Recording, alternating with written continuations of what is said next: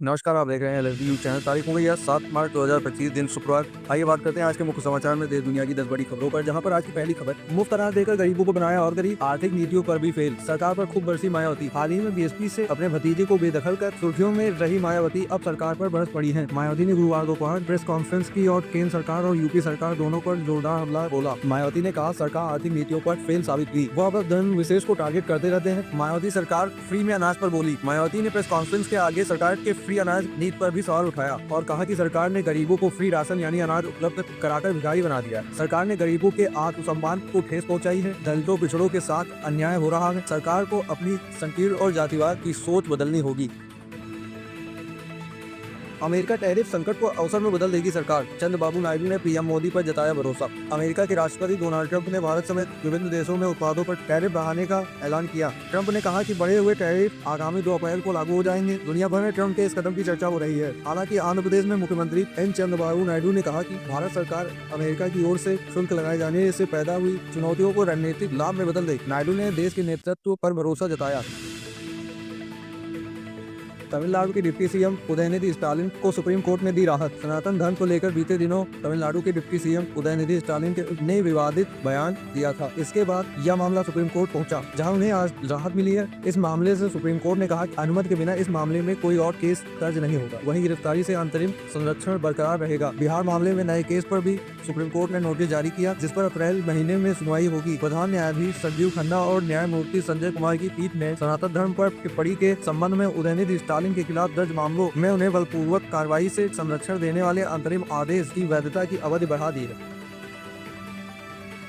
सांसद राघव चड्ढा को हार्वर्ड से न्योता, ग्लोबल लीडरशिप प्रोग्राम में होंगे शामिल। आम आदमी पार्टी के नेता और राज्यसभा सांसद राघव चड्ढा को हार्वर्ड कैनेडी स्कूल के ग्लोबल लीडरशिप प्रोग्राम में शामिल होने का न्योता मिला। राघव चड्ढा ने इसे लेकर खुशी जाहिर की। उन्होंने एक वीडियो शेयर करते हुए कहा कि वह इस दौरान कई नई चीजें सीखेंगे और उनके आधार पर लोगों के लिए और बेहतर तरीके से काम कर पाए। राघव को इससे पहले विश्व आर्थिक मंच ने यंग ग्लोबल लीडर सम्मान के लिए चुना था।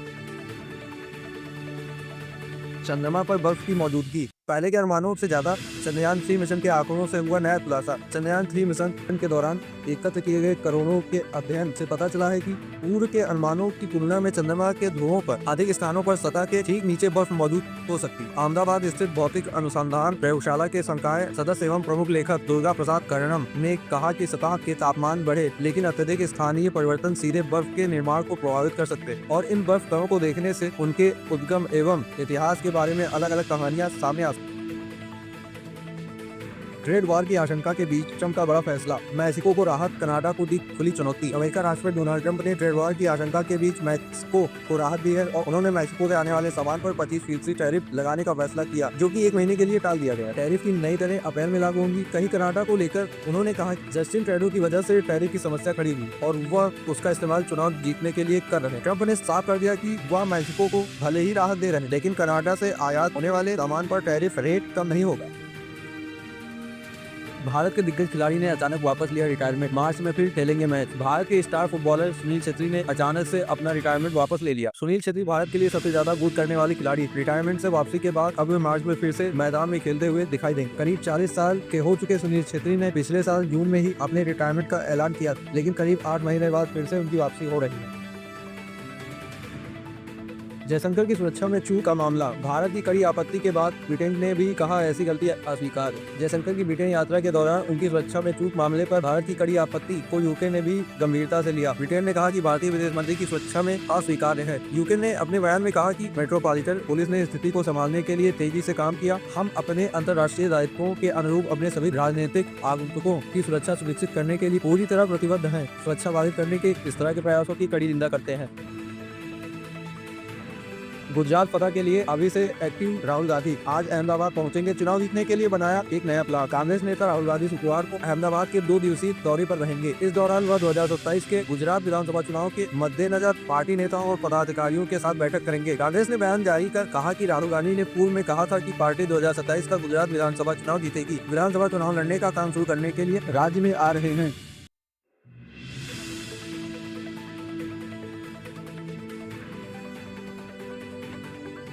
क्लाइमैक्स के बाद पलट जाती है कहानी।